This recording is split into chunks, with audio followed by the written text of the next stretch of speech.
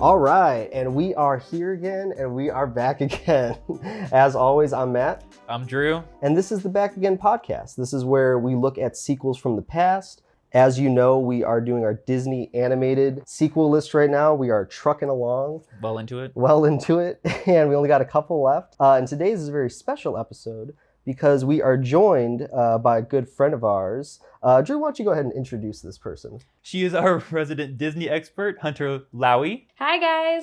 How you doing today? Good. Watched one of my favorites. Yeah. Before we start, why don't you tell us about your kind of connection with Disney, like growing up with it, like, do you like it? Do you hate it? Like, are you a big fan, not a big fan? In a dorky way, Disney is my entire life, based my entire being around it. So when I was little, I would watch 101 Dalmatians, Lion King 2, Lady and the Tramp 2 every single day. I named my dog Angel after Angel in this movie. But so I just watched Disney all the time. We went to Disney World all the time. I worked for Disney World. I now run a company where I help plan people's vacations to Disney. Everything is Disney. Wow. And what's the name of that website or that company? It is Magic Hunters, and the website is magic-hunters.com. Beautiful. We're going to bring back around. You're going to tell us some more about it at the end of the episode, so stay tuned for that. So it's fair to say then, in regards to these Disney sequels, that you've seen already a lot of these kind of sequels that we're doing. Yeah, there's only a handful of Disney movies I haven't seen. And would you say, in general, the whole sequel verse of Disney, would you say it's a positive experience, or would you say it's a little worn out? I think if I was watching them now and they made them like they used to, I don't think they're very necessary. They were definitely for like little kids. But then you have like Incredibles 2, where like that was great and everyone enjoyed it and it definitely added a lot more to the story. Or like Frozen 2, like those aren't your like straight to DVD sequels. Like those are actual like things. Well, I think it's relevant because, with Disney Plus out now, you have access to all these movies. So if you are a kid kind of growing up, you don't know the difference between like the one that went into theaters and made a bunch of money or just the straight to video one. Like you kind of connect it all as one big story for these character arcs. But I think that will be a good transition into figuring out if today's movie also does that. So for our episode today, Hunter, why don't you introduce the title of the movie that we're doing? All right, we are doing Lady and the Tramp 2, Scamp's Adventure. And this is, of course, the follow-up to the 1955 Lady and the Tramp. Very similar to the Bambi sequel we just did, Bambi 2. There's 40 plus years in between the original and the follow-up in which they're doing. So it's what has Lady and the Tramp been up to for 46 years? We're going to find out. So before we get any further, let's go ahead and jump into this plot. So this is Lady and the Tramp 2, Scamp's Adventure. So we start on, I believe it's the 4th of July. Independence Day. It's Independence Day. There's a big festival that they're setting up to. There's a big kind of opening song about how this is England town or this is a town. And we have all these people kind of, getting together. We find out that Lady and the Tramp, some time has passed and Lady and the Tramp have had their own pups. Like even though the adults kind of all the same, like the baby's kind of just a little bit old. It's just an older baby. Well, having kids will do that. Yeah. But the doll, specifically Tramp, he's very old. Like he's kind of Mature. He's matured a lot. So, but we only believe that it's been like 7 months, right? A handful of months, yeah. Okay. Do you guys want a fun Disney fact real fast? Please. Yes. Okay, so the town that it takes place in is based off of Walt Disney's hometown. And so Main Street USA in all the Disney parks, wherever there's a Main Street, is based off of his hometown, but the architecture is more based off of a town in Colorado. Do we know what kind of time period this was? Like the art that the architecture is based off of? I think 1910. So basically, yeah. So time has passed. Lady and Tramp have some pups of their own. I believe that there are 3 female pups. There's 1 male pup. And the male pup is Scamp. And he's kind of the chaotic one. He's the one that's kind of, he causes chaos. He gets a bath. Then he goes outside immediately in the mud, brings the mud in the house. After all this kind of chaos that Scamp starts, they put him on a leash and they put him outside. Yeah. Right? And this is something that was resonant in the first one. Because for Tramp, it's all about when you're outside, that's the end of a life as a dog. But now in this movie, Tramp is telling Scamp, you need to learn discipline. You need to be on this leash. You need to be out here Like, you're being young, you're being reckless. Obviously, Scamp is being a little rebel. He wants to break free, he wants to be a wild dog. Before we continue with the plot, can I circle around real quick? Because Tramp 180s in this scene with Scamp. Yeah. And it was especially, I picked up on it more with his talking with Lady. But then you brought up the scene with him talking with Scamp when he's outside and chained to the doghouse. Mm-hmm. And it's just two scenes almost back to back where he 180s on his character from the original. And I could see it being justified. Hunter, what do you think about Tramp and how he's portrayed in the sequel? I think it's good because it really shows like the contrast of like where Scamp is, and it's just kind of, like you were saying, it's just kind of like the polar opposites, like the two of them. And you know, Tramp's been inside, and you know, he's got people who love him, and he's clean, and he doesn't have to keep running for his life and all that fun stuff and break into the zoo and Well, his whole defense is he's like, well, I used to be wild like you, but then I fell in love and I got married and I learned discipline, which is now I'm trying to force the discipline on you early on. But either way, it's just kind of a setup to get those two kind of on opposite fields. Yeah, right? if nothing else, it's just there to establish the conflict. Yeah. So But he does. Yeah. So after Scamp sings his Moana song, he basically kind of breaks out of his leash and he's able to kind of run free. And while he's running free, he comes across a group of other kind of loose dogs, and they're kind of causing havoc with a dog catcher. After that, he runs into another female dog, which is Angel, which is played by Alyssa Milano. And after he meets Alyssa Milano, she does some parkour, and then she basically tells him, like, you can't handle the street life, kid. So after Alyssa Milano leaves, we cut back to Lady and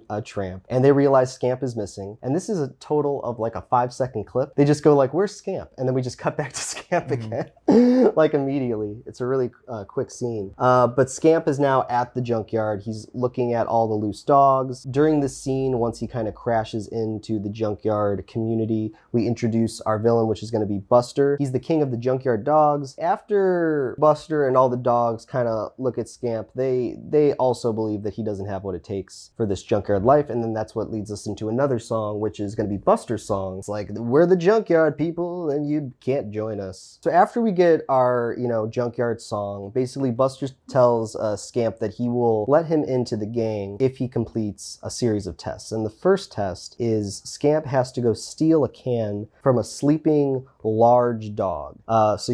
He has to do this so you can imagine what happens next. He wakes up the dog chases after Scamp. A bunch of kind of wacky hijinks ensue, but it eventually leads to the dog catcher taking away the big large dog. So because of this, all the junkyard dogs are like really happy, and they call like Scamp a hero. They say, wow, you like really did us a favor, blah, blah, blah. Buster's still not convinced. He's gonna give him another test down the line, but for the time being, Scamp has been welcomed into the junkyard community. The first test is passed. The first test is passed. and he learns about Tramp.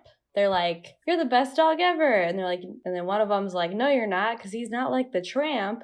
And up until this point, Scamp had never known that his dad was a junkyard dog. So then they tell him this whole like dramatic story that Tramp, fought off like 24 dog catchers and survived. And then the loser fell in love, and that's why he's no longer a junkyard dog. And so, Scamp goes through like an existential crisis that his dad is everything that he wanted to be, and he gave it all up. Yeah, I really like that flashback because there's a moment where Tramp is like at the edge of a waterfall, and instead of facing all the dog catchers, he decides to pull a Richard Kimball from The Fugitive, and he just jumps off the edge of the waterfall. After this, Scamp and Angel kind of have this like conversation argument about indoor versus outdoor. Angel's whole point of view is like, you're kind of lucky, like you get to being outdoor is not all it's cracked up to be. And Scamp is all like, no, being indoor isn't all it's cracked up to be. And this kind of just goes on for a little bit until eventually they realize that they're about to get run over by a train. After they get out of the river, they kind of joke a little bit, they wrestle. This flirting then leads us into our falling in love montage. They show up to Italian man's restaurant. He gives them a bunch of spaghetti. I like to call this 2001 spaghetti scene. And basically instead of, why don't you, since you're such a fan, why don't you explain what happens in the spaghetti scene? In the spaghetti scene, so they get their plate of spaghetti, they got their 2 meatballs, they're gonna share the spaghetti string like the parents. It's gonna be all cute and we're gonna recreate it. But nope, Angel is a true girl and she just goes ahead and eats that whole plate. Yeah. a very modern, more interpretation of Yeah. kids on a date nowadays, which is just eating. So after the date, they're kind of walking through, and they actually see Tramp and Lady, with the owner kind of like coming back from searching for them. The point of the scene is that Angel discovers that Tramp is Scamp's father. She sees the house that they have. She sees the life he has. She overheard Lady and Tramp talking about searching for Scamp. Yeah, and so after that, we skip to the next day, and this is the 4th of July festival. This is all the stuff they were setting up in the first scene. During this time, while all the dogs and all the people are at the festival, Buster connects the dots that Tramp and Scamp are related because they like scratch their ear the same way. So after this, he comes up with a plan where he doesn't tell Scamp that he knows, but he says, here's your final test if you want to get in the junkyard crew. You're going to go down to the picnic in which your own family is having, and you're going to go steal the chicken from everybody and bring it back to the junkyard. So Scamp goes off and does this. He grabs the chicken. All the dogs chase after the chicken. They destroy the festival. Tramp eventually catches up with Scamp and the chicken. Eventually, Buster catches up with the two of them. He yells at Tramp for leaving him in the past. And, now Tramp's defending himself for getting married. Buster's yelling at Tramp. And Scamp's kind of in the middle of all of this. And all the dogs are kind of yelling at him or barking at him where to go next. Like, you come with me, no, come with me, no, come with me. And eventually, Scamp chooses Buster. And he chooses the junkyard life. But right before Tramp kind of gives up and walks away in defeat, he unlocks the gate to a fence, the fence that none of the other dogs could open. And it's almost kind of this like tipping of the hat. And Scamp sees this and goes like, oh, I didn't know my dad could pick locks. And then, and then Buster goes in, and in order to get Scamp's attention once more, takes the leash off of him. Or, I'm sorry, not the leash, the collar. Yeah. Buster takes the collar off of Scamp, or you're finally leaving your life behind. You're a junkyard dog now. Yeah. So they all go back to the junkyard. Angel sees Scamp there. She's upset again. While Scamp and Angel are arguing, Scamp reveals that Angel wants to live his life. And I guess this is like kind of a shameful secret that all the other dogs, including Buster... Well, it's a betrayal. It's a betrayal, yeah, of the life that they've chosen. So they all ridicule her. Eventually she decides, she goes like, screw this. And she walks out. So after she leaves, Scamp goes looking for her. And we kind of get this weird scene where we see Buster looking at Scamp looking for her. And Buster's like, I always knew that Scamp didn't have what it takes. He's already looking for her. And he sets up this elaborate kind of plan where he sees the dog catcher coming. He puts out a dog in front of it to distract the dog catcher. It chases after it. But then at the very last minute, Buster pulls his own dog away, and then the dog catcher only sees Scamp in his sight. Yeah. So yeah, he gets the dog catcher to go after Scamp. Yeah, so then the dog catcher catches Scamp. He starts to take him to the dog pound. Along the way, the dog pound, Angel sees Scamp in the truck. She goes and runs and tells Tramp and Lady. Tramp goes to the dog pound. He rescues Scamp from the dog pound. He also faces off against the big dog again. But eventually Tramp defeats the big dog by doing some parkour. And he does the lockpick thing again. He does the lockpick thing again, and he traps the big dog inside. Scamp is impressed. The best part is when the fireworks are going off behind Tramp to be like, wow, you're amazing. That was the best. That hero shot. For sure. And then, yeah, after he does all this kind of stuff and rescues Scamp, Scamp's like really impressed, and he's finally like looking up to his father. So after all that, they go back to the junkyard, and Scamp kind of confronts Buster. He does some kind of kick with a can or something, and he forces everything to violently fall on Buster. And I guess Buster's trapped under all this rubble now, which kind of seemed a little excessive. Kind of heavy. So, but they go back to the junkyard because Scamp's going to get his collar back. So they're all reunited again, and during this time, when all the dogs in the family are all kind of like happy that everybody's back, Angel starts to walk away. She looks back all kind of sad. And then this eventually leads to the family adopting Angel. After that, we kind of just have a big happy family, and then it's happily ever after. Yep, roll credits. And yeah, I believe that is the plot to Lady and the Tramp 2, Scamp's Adventure. All right, so before we kind of get into the ranking of this, let's get Hunter into this. So Hunter, what are your kind of initial thoughts about Lady and the Tramp 2, maybe even versus when you watched it as a kid versus also watching it as an adult now? Yeah, it's not as amazing as it was as a kid. Like, I watch 101 Dalmatians all the time, and that one's still like amazing for me because I always like dog movies, but it's not as good as it was. Yeah, and I think what's a kind of an ongoing theme with a lot of these sequels, kind of like what you said, Drew, was they're kind of retracing over certain story beats. And like even with Tramp, like his whole thing in the first movie is not being a dog on a leash, and in this one he's kind of all about discipline. He's a lot more mature. More so than Lady. I would say like when shit actually starts to hit the fan, like when Scamp decides to leave him, he handles it maturely. He's like, well, I'll always be here if you blah blah blah. But he also starts the movie as such like a hothead. I agree. It's hard to touch on stuff that isn't really just like retreading. Well, let me ask you this, and this is going to be a question for both of you. Is there anything in the movie that doesn't work, that you don't like, that or doesn't hold up more so for you, Hunter? I think some of the songs, but I think they bugged me when I was little too. I don't like Scamp's song. I don't like the Junkyard Dog song. And I think that's it. For me, the biggest failure, I think, were the title characters, Lady and the Tramp. Yeah, they don't really do anything. They don't do a lot in here, and when they do, it's just to service the plot. They don't give anything for Lady to do. Exactly. The whole movie. No, and that kind of always made me mad because her name's still in the title. Exactly. Yeah. But on the flip of that, Scamp and Angel are two pretty solid characters, all around, dynamic. Yeah, I interesting. liked Angel a lot for sure. She was like, you know, the parkour dog who was like the badass. She was kind of like the Black Widow of those Avengers. Yeah, of those Junkyard Avengers.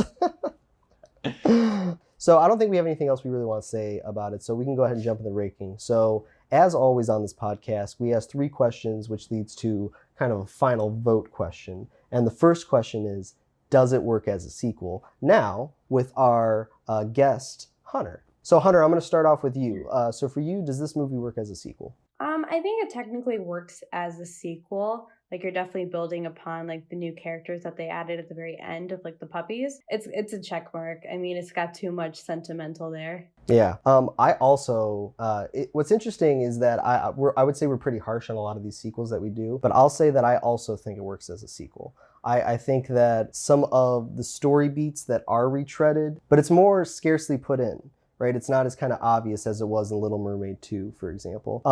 And I kind of like kind of the conversations that they have, and I think the animation and the music works. But more so than that, I think they just, like you said, Hunter, they continue on some of the characters and the storytelling. They really lack with Lady, and that was kind of something that was kind of keeping me back from it. But with the new characters, they do kind of put a little bit more effort into them. So for those reasons, I do think it works as a sequel. It's gonna be a check for me too. Nice. I don't think that I could give this an X because I think I gave Mermaid a check in this department, so I feel like I have to give this a check too. Oh wow. Because I feel like it was very similar functionality as a sequel to Little Mermaid 2. I don't like what they did with Tramp's character. They did nothing with Lady's character. But as far as Scamp goes, as far as Angel goes, as far as Buster, the villain, goes, yeah.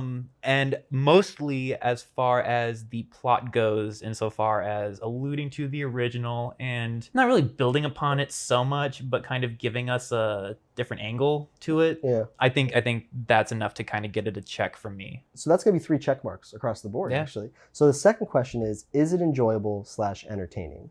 Yeah, I think, if you're a fan of the first one, for sure, there's enough callbacks and there's enough of the characters that make it entertaining. Angel's my favorite part, so I just talk about her nonstop. But I think she is a great addition of, kind of this total opposite of what Lady and the Tramp were, is what Scamp and Angel are. And I like seeing that, and I just like dog movies. I'm really into history, so like the town is very pleasing to the eye for me. Yeah, so there's a lot of things that are pleasing to me, I guess you could say. This is probably a controversial opinion, but that first movie isn't really about anything. But with the sequel, Lady and Tramp 2, there's actually a lot more story going on. It was kind of weird at first seeing like a story being put into Lady and the Tramp after just watching the first one, since the first one's very just like day in, day out. We're gonna go do this, we're gonna do that, I meet this person, we fall in love, blah, blah, blah. So to kind of piggyback off of all of that, I also think it's enjoyable / entertaining. For me, all of the reasons you just said are the reason I gave it a check in the first place, comparing it directly to the first one. As far as enjoyability goes, I try to let it stand on its own. And like I said, it was a mixed bag. There was a lot of good. I think there was a little bit more bad.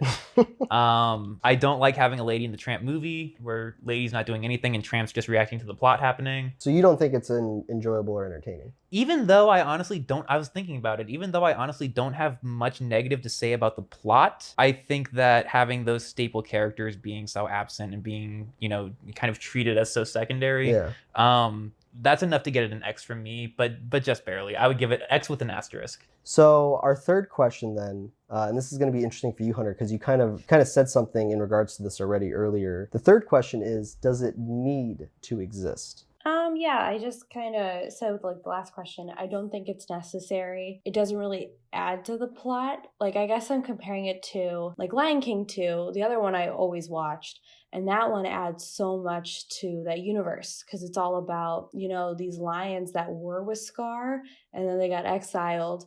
And it's all about, you know, Simba through his daughter and like the boy that she loves, lion she loves, you know, making it so the two clans can come together. It's Romeo and Juliet. And so that adds a lot to the plot. And so I don't think this one was as powerful or necessary. There's nothing really added to, you know, whether or not you're a house dog or you're on the street. Adopt, don't shop, I guess, with the animals. But yeah, I don't think it's the most necessary thing. I agree with you.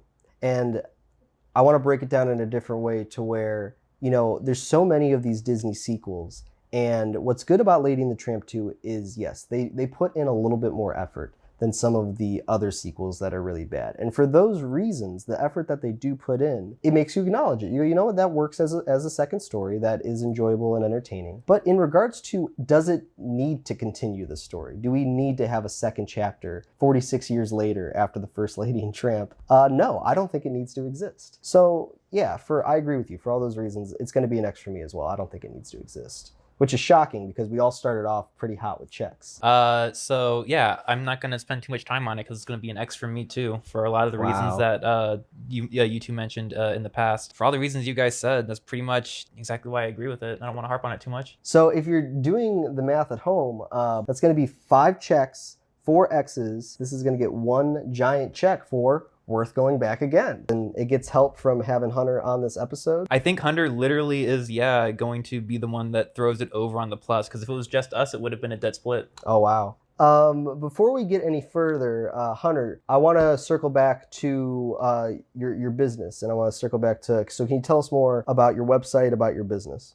Yeah, of course. So I love planning people's trips to Disney. It's one of my absolute favorite things to do. I'm trying to make it into my career because I could do it all day. When I first moved out to LA, I was at like a business thing, and this girl was like complaining because she works for Disney, and so they go to Disneyland all the time, but they were sending her to Disney World. And she's like, I don't even know what's there. Like, I don't know anything about it. So I just like squirmed into the conversation, and I was like, I can make a guide for you. And so, I made these very pretty guides instead of black and white, pages and pages of stuff. So I go into like what each attraction is at every park. And one thing that I think is really special that I do is I was always scared of everything, and I know a lot of people with special needs. And so I go into different things about the attractions that Disney won't tell you, like, oh, it could be scary at this part. It doesn't have air conditioning, And then, I go into dining and I go into the entertainment. And I always put like a little second star to the right from like Peter Pan. I have like a little symbol of like what I recommend that you do. And it's covered with like tips and tricks of like secret stuff to find around the park or to interact with around the park. And I also have character interaction tips, because it's always awkward when you're like going up to Buzz Lightyear and you're like, hi, Buzz. I'm like, I don't know what else to do now. This is awkward. And so I have like questions to get fun interactions.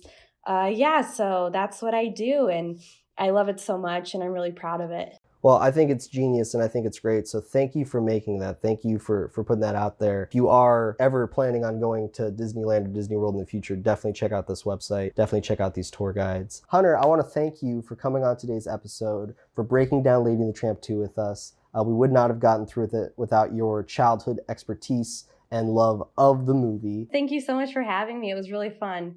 Guys, as always, make sure you like, subscribe, that you comment. Make sure you check out Magic Hunters, and check out our other episodes if you haven't checked out our other episodes so far. We only have about 3 Disney movies left on this version of the sequel podcast, and then we'll kind of extend out. All right, guys, thanks for listening, and we will see you here again, back again, on the Back Again on the Back Again podcast.